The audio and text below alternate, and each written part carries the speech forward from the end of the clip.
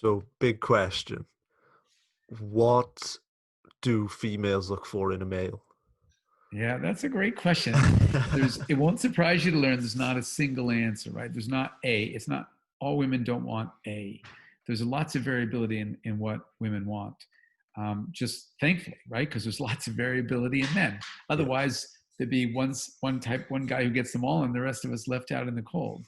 But really, what women in general are looking for is what we call honest signals of quality. And so, what can I do to show my female partner that I'm not just talking, but I've actually achieved the things that I'm claiming to have achieved, or that I'm actually going to do the things that I'm promising to do. And so, the biggest concern in general for female is, will he invest in me and my offspring, or will he abandon us? Because of course abandonment, particularly in our evolutionary past, was very costly. Kid had a much less chance of surviving. And then secondarily, am I partnering up with somebody who's going to give me good genes so that I'll make a good child? You want somebody who will pass on genes that will make the child a success. And then tertiarily, or third, I guess I would say, is, do their genes complement my own? Because of course, there's what you want is often, for example, heterozygosity, or different sets of genes around the immune functioning, so that you gain additional immune capabilities when you partner up with somebody who has a slightly different immune system from your own, and therefore hopefully make your offspring more robust. And there's evidence for these kinds of systems where women look for somebody whose MHC, for example, their major histocompatibility complex, is different from their own, in principle, because that should give them a stronger immune system in their child. And so the good news is that women and men are looking for lots of different things, because there's lots of us out there.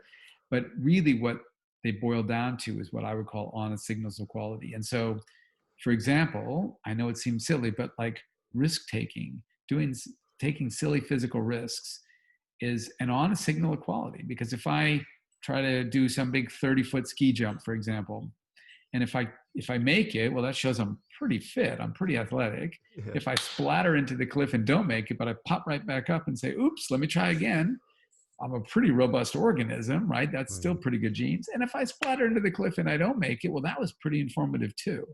And so there's some seemingly silly behaviors that men will often engage in, young male risk-taking being the prime example, that actually makes perfect sense. Because even if women in principle would say, well, I don't like risk-taking, I don't like that kind of stuff, they still, that risk-taking is giving them information. It's showing them an honest signal of what the person's genetic robustness, skill, et cetera. And men and women are very attuned to honest signals.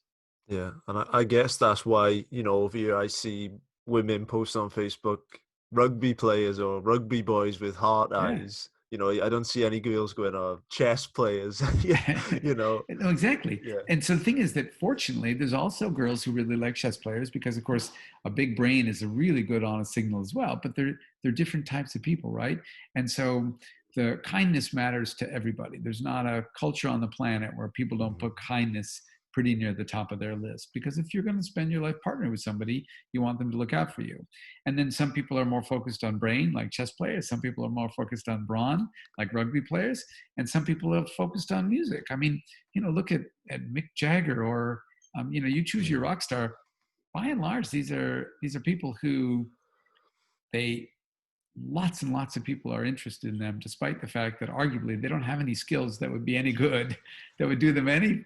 And they can't build things, they can't write things, they can't do the kinds of things you're looking for, but they can create artistically, and that's super attractive, because again, the ability to create something interesting and new is an honest signal of quality. And I suppose in terms of an honest signal of quality, something which can't be faked. Something that would come to my mind would be, let's say that I have a lot of muscle mass. I'm not saying that I do, but let's say that I have a lot of muscle mass. That shows that I must be conscientious, I must be diligent, I must be able to provide the calories, which evolutionary, I mean, I imagine that would have been a huge thing. That would be Would that interesting. And it either shows all that, or possibly it shows that you're such a robust organism that you can somehow have a lot of muscle mass, even though all you do is sit on your butt and watch TV all day. And if that's what you are, well, that's still going to give pretty good genes to my kid, who's going to have a lot of muscle mass too, right?